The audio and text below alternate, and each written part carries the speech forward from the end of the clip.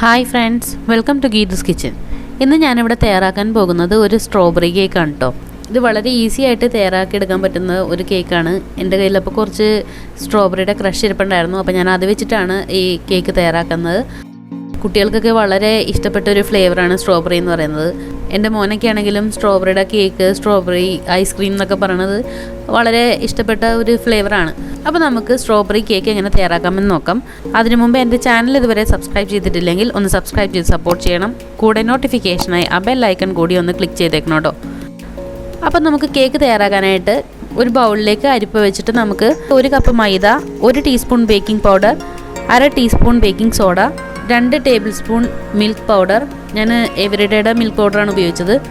ഇത്രയും ഇട്ടിട്ട് നമുക്ക് നല്ലതുപോലെ ഒന്ന് അരിച്ചെടുക്കാം. അപ്പോൾ ഞാനിതിവിടെ 3 പ്രാവശ്യം അരിച്ചെടുക്കുന്നുണ്ട്. എന്നാലേ നമ്മുടെ ഡ്രൈ ഇൻഗ്രീഡിയൻസൊക്കെ നല്ലതുപോലെ മിക്സായിട്ട് വരുള്ളൂ. അപ്പോൾ നമ്മുടെ കേക്ക് നല്ല സോഫ്റ്റ് ആവാൻ വേണ്ടിയിട്ടൊക്കെ 3 പ്രാവശ്യം അരിച്ചെടുക്കുന്നത് നന്നായിരിക്കും.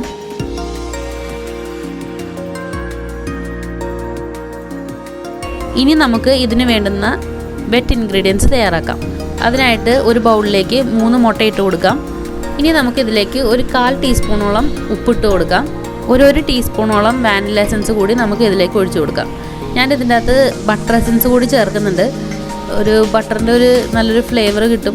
കുറച്ച് ഡ്രോപ്സാണ് ഞാൻ ഇട്ട് കൊടുത്തത്. ഏകദേശം ഒരു 1/4 ടീസ്പൂണോളം ഇട്ട് കൊടുത്തിട്ടുണ്ട്. ഇനി നമുക്കിതൊന്ന് ബീറ്റ് ചെയ്തെടുക്കാം. ഇതിന് വേണ്ടുന്ന പഞ്ചസാര പൊടിച്ചെടുക്കാനായിട്ട് മറന്നുപോയി. അപ്പോൾ നമ്മുടെ ഇൻഗ്രീഡിയൻസൊക്കെ ഏകദേശം അടുപ്പിച്ച് വെച്ച് കഴിഞ്ഞാൽ നമുക്ക് പെട്ടെന്ന് തന്നെ ചെയ്തെടുക്കാം. ഞാനിവിടെ പഞ്ചസാര അടിച്ചെടുക്കാനായിട്ട് മറന്നുപോയി. ഞാനിവിടെ ഒരു 1/4 കപ്പ് പഞ്ചസാര നല്ലതുപോലെ ഒന്ന് മിക്സിയിലിട്ട് പൊടിച്ചെടുക്കുകയാണ്. കുറച്ച് വലിയ തിരിയുള്ള പഞ്ചസാര ആയതുകൊണ്ട് ഒന്ന് മിക്സിയിലിട്ട് പൊടിച്ചെടുക്കുകയാണ്. ഷുഗർ പൗഡർ കുറേശ്ശെയായിട്ട് ഇട്ട് കൊടുത്ത് നല്ലതുപോലെ ഒന്ന് ബീറ്റ് ചെയ്തെടുക്കാം. അപ്പോൾ നല്ലൊരു ക്രീമി ടെക്സ്ചർ കിട്ടുന്നവരെ നമുക്കൊന്ന് ബീറ്റ് ചെയ്തെടുക്കാം. ഈ ഒരു യെല്ലോയിഷ് കളറൊക്കെ മാറി ഒരു ലൈറ്റ് കളറായി വരും. അപ്പോൾ അതുവരെ നമുക്കിതൊന്ന് ബീറ്റ് ചെയ്തെടുക്കാം. ഇനി നമുക്കിതിലേക്ക് ഒരു 1/4 കപ്പ് ഓയിൽ ഒഴിച്ചു കൊടുക്കാം. ഞാനിവിടെ സൺഫ്ലവർ ഓയിലാണ് ഒഴിച്ചു കൊടുത്തിട്ടുള്ളത്. ഇനി ഞാൻ ഇതിൻ്റെ അകത്തേക്ക് ഒരു 1/4 കപ്പോളം സ്ട്രോബെറി ക്രഷ് കൂടി ചേർക്കുന്നുണ്ട്.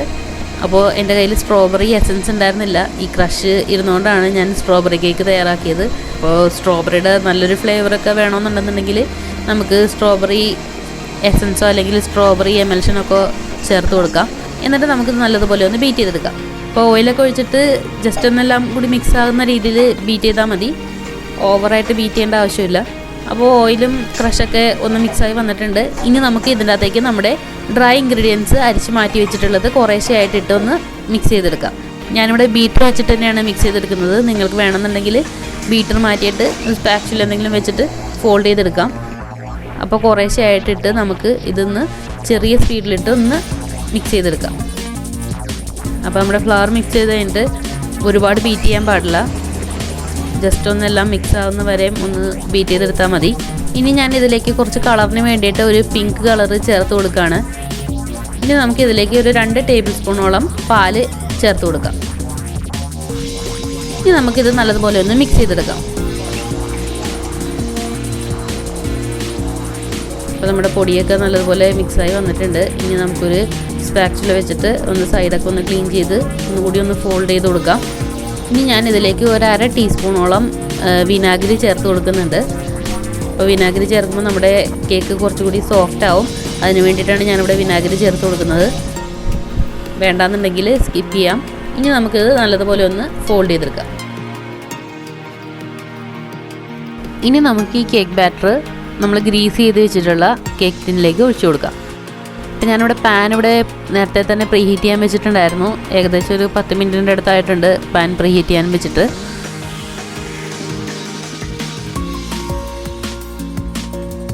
നമ്മുടെ ഈ കേക്ക് ടിന്നിന് നമ്മുടെ പ്രീഹീറ്റ് ചെയ്ത് വെച്ചിട്ടുള്ള പാനിലേക്ക് ഇറക്കി വെച്ച് കൊടുക്കാം.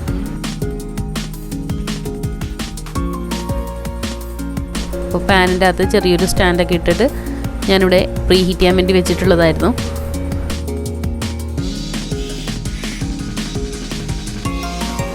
ഇനി ഇത് ഏകദേശം ഒരു 35 മിനിറ്റ് മുതൽ 40 മിനിറ്റിൻ്റെ ഉള്ളിൽ നമുക്കിത് ബേക്കായി കിട്ടും. അപ്പോൾ ഒരു ഏകദേശം ഒരു 30 മിനിറ്റൊക്കെ കഴിയുമ്പോൾ നമുക്കൊന്ന് തുറന്ന് നോക്കി കഴിഞ്ഞാൽ അറിയാൻ പറ്റും വെന്ത് കിട്ടിയിട്ടുണ്ടോ ഇല്ല എന്നുള്ളത്. നമ്മുടെ കേക്ക് ബേക്ക് ചെയ്യാൻ എടുക്കുന്ന സമയത്ത് നമുക്ക് ഇതിന് വേണ്ടുന്നുള്ള ഷുഗർ സിറപ്പൊക്കെ തയ്യാറാക്കി വെക്കാം. അപ്പോൾ ഞാനിവിടെ ഒരു 1/2 കപ്പ് പഞ്ചസാരയും 1/2 കപ്പ് വെള്ളവും എടുത്തിട്ടുണ്ട്.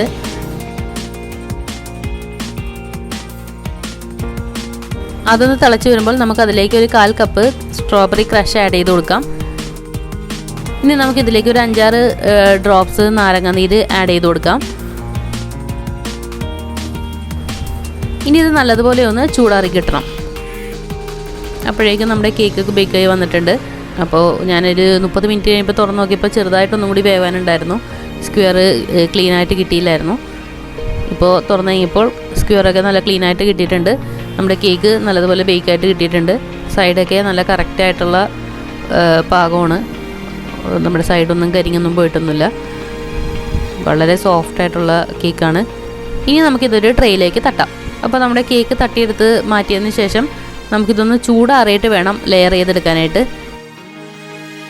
നല്ല സോഫ്റ്റായിട്ടുള്ള കേക്കാണ്. സൈഡൊക്കെ നല്ല സോഫ്റ്റാണ്.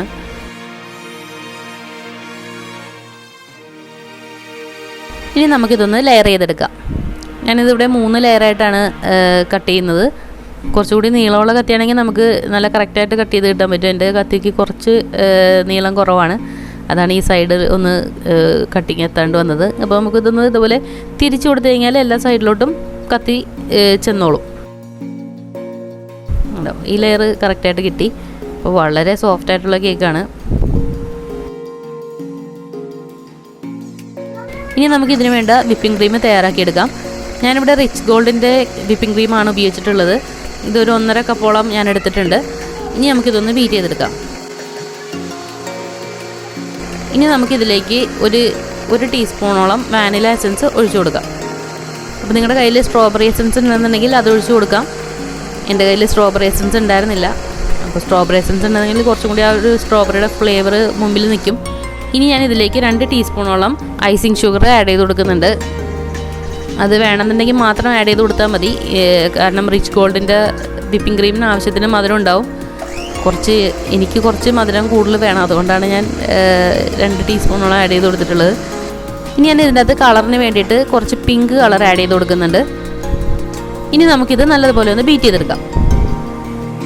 വിപ്പിംഗ് ക്രീമൊക്കെ നല്ലതുപോലെ സ്റ്റിഫായിട്ട് വരുന്നവരെ ഒന്ന് ബീറ്റ് ചെയ്തെടുക്കണം. അപ്പോൾ നമ്മുടെ വിപ്പിംഗ് ക്രീമൊക്കെ നല്ലതുപോലെ സ്റ്റിഫായിട്ട് വന്നിട്ടുണ്ട്. ഇനി ഞാനിവിടെ ഒരു കേക്ക് ബോർഡ് എടുത്ത് വെച്ചിട്ടുണ്ട്. അതിലേക്ക് കുറച്ച് വിപ്പിംഗ് ക്രീം ആഡ് ചെയ്ത് കൊടുക്കുകയാണ്. നമ്മുടെ കേക്ക് തെന്നി പോകാണ്ടിരിക്കാൻ വേണ്ടിയിട്ടാണ് താഴത്തെ ലെയറിൽ കുറച്ച് വിപ്പിംഗ് ക്രീം ആഡ് ചെയ്ത് കൊടുക്കുന്നത്. അതൊന്ന് സ്പ്രെഡ് ചെയ്തതിന് ശേഷം നമുക്ക് ഇതിൻ്റെ മുകളിലായിട്ട് ഫസ്റ്റ് ലെയർ വെച്ച് കൊടുക്കാം.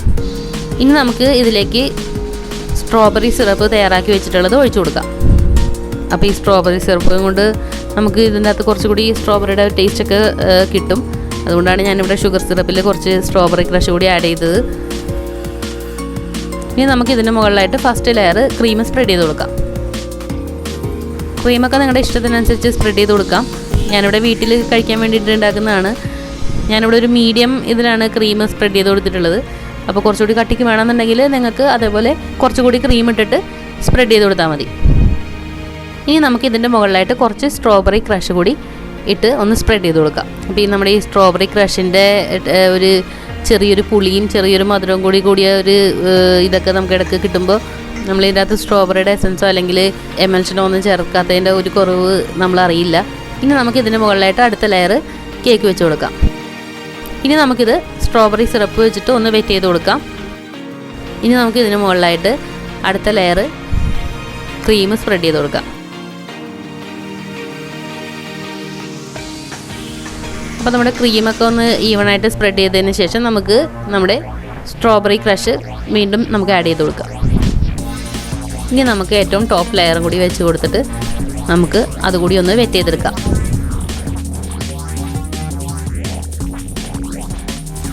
ഇനി നമുക്കിതൊന്ന് ക്രം കോട്ട് ചെയ്തതിന് ശേഷം ഒരു അരമണിക്കൂർ ഫ്രിഡ്ജിലേക്ക് വയ്ക്കാം. അപ്പോൾ നമുക്ക് ഫൈനൽ കോട്ട് ചെയ്യുമ്പോൾ കുറച്ചുകൂടി എളുപ്പമായിരിക്കും. അതുകൊണ്ടാണ് ഇങ്ങനെ ഒരു ക്രം കോട്ട് കൊടുത്തിട്ട് ഫ്രിഡ്ജിലോട്ട് വെക്കുന്നത്. അപ്പോൾ ഞാനിവിടെ ക്രം കോട്ട് ചെയ്ത് അരമണിക്കൂർ ഫ്രിഡ്ജിൽ വെച്ചതിന് ശേഷം എടുത്തിട്ടുള്ള കേക്കാണിത്. ഇനി നമുക്ക് ഇതിൻ്റെ അകത്ത് ഫൈനൽ കോട്ട് ക്രീം ആഡ് ചെയ്ത് കൊടുക്കാം. ഇത് കുറച്ച് ബുദ്ധിമുട്ടുള്ള പണിയാണ്. എന്താ പറയുക, ഇപ്പോൾ ചിലവരുടെ ശരിയാവും ചിലവരുടെ ശരിയാവില്ല എന്ന് പറഞ്ഞ പോലെ എൻ്റെ ശരിയായി വരുന്നതേ ഉള്ളൂ. ഫൈനൽ ഡെക്കറേഷനൊക്കെ ശരിയായി വരുന്നതേ ഉള്ളൂ. പക്ഷേ ടേസ്റ്റിൻ്റെ കാര്യത്തിൽ ഗ്യാരണ്ടിയാണ്. വളരെ ടേസ്റ്റി ആയിട്ടുള്ള കേക്ക് തന്നെയാണ്. നമുക്ക് സൈഡിലൊക്കെ ഒന്ന് സ്പ്രെഡ് ചെയ്ത് കൊടുക്കാം. അപ്പോൾ നമ്മുടെ പാലറ്റ് നൈഫ് വെച്ചിട്ട് ഒന്ന് സ്പ്രെഡ് ചെയ്ത് കൊടുത്തതിന് ശേഷം നമ്മുടെ സ്ക്രേപ്പർ വെച്ചിട്ട് നമുക്കിതൊന്ന് ഡിസൈൻ ചെയ്തെടുക്കണം. ഞാനിവിടെ ചെറുതായിട്ടുള്ള 6 ആക്സ് സ്ക്രേപ്പറാണ് ഉപയോഗിച്ചിട്ടുള്ളത്. നമുക്കിതുപോലത്തെ പ്ലാസ്റ്റിക് സ്ക്രേപ്പറൊക്കെ വാങ്ങിക്കാൻ കിട്ടും. അപ്പോൾ അതേപോലത്തെ ഒരു സ്ക്രേപ്പർ വെച്ചിട്ടാണ് ഞാനിവിടെ സൈഡ് ചെറുതായിട്ടൊന്ന് ഡിസൈൻ ചെയ്ത് കൊടുക്കുന്നുണ്ട്.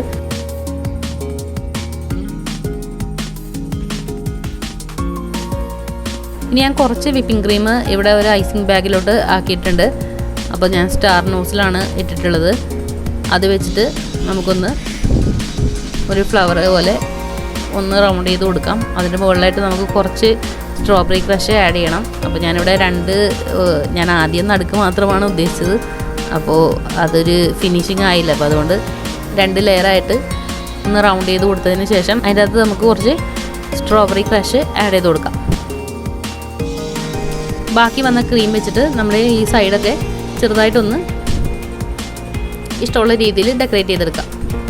അപ്പോൾ നമ്മുടെ ക്രഷ് ഒഴിച്ചിട്ട് ഒന്ന് ചെറുതായിട്ടൊന്ന് ടേൺ ചെയ്ത് കൊടുത്തു കഴിഞ്ഞാൽ നമ്മുടെ ക്രഷ് എല്ലായിടത്തോട്ടും ആയിക്കോളും. അപ്പോൾ നമ്മുടെ സ്ട്രോബെറി കേക്ക് ഇവിടെ റെഡിയായി കഴിഞ്ഞു. നിങ്ങൾക്ക് ഇഷ്ടമുള്ള രീതിയിൽ ഇത് ഡെക്കറേറ്റ് ചെയ്തെടുക്കാം. ഞാൻ എൻ്റെ ഒരു ഐഡിയയിൽ ചെയ്തേ ഉള്ളൂ. വളരെ ടേസ്റ്റി ആയിട്ടുള്ളൊരു കേക്കാണിത്. നമ്മൾ സാധാരണ കഴിക്കുന്ന സ്ട്രോബെറി കേക്കിനെക്കാട്ടിയൊക്കെ ടേസ്റ്റാണ്. കാരണം ആ ഒരു സ്ട്രോബെറിയുടെ ഭയങ്കര ഒരു ഫ്ലേവർ ഇതിനകത്തില്ല. കാരണം നമ്മൾ ക്രഷാണ് ഒഴിച്ചിട്ടുള്ളത്. അപ്പോൾ ഒരുപാട് സ്ട്രോബെറി ഇഷ്ടമുള്ള ആൾക്കാരൊക്കെ ആണെന്നുണ്ടെങ്കിൽ സ്ട്രോബെറിയുടെ എസൻസോ എമൽഷനോ ആഡ് ചെയ്യാണ്ട് അത്ര ഒരു പെർഫെക്റ്റ് ടേസ്റ്റ് കിട്ടില്ല. അപ്പോൾ എല്ലാവരും ട്രൈ ചെയ്ത് നോക്കണം. വീഡിയോ ഇഷ്ടമായാൽ ലൈക്ക് ചെയ്യണം. നിങ്ങളുടെ പ്രിയപ്പെട്ടവർക്ക് ഷെയർ ചെയ്ത് കൊടുക്കണം. നിങ്ങളുടെ വിലയേറെ അഭിപ്രായങ്ങൾ കമൻറ്റ് ചെയ്യണം. എൻ്റെ ചാനൽ സബ്സ്ക്രൈബ് ചെയ്യാൻ ഒരിക്കൽ കൂടി ഓർമ്മിപ്പിക്കുന്നു. വീണ്ടും നല്ലൊരു റെസിപ്പിയുമായി വരുന്നത് വരെ എല്ലാവർക്കും ഗുഡ് ബൈ.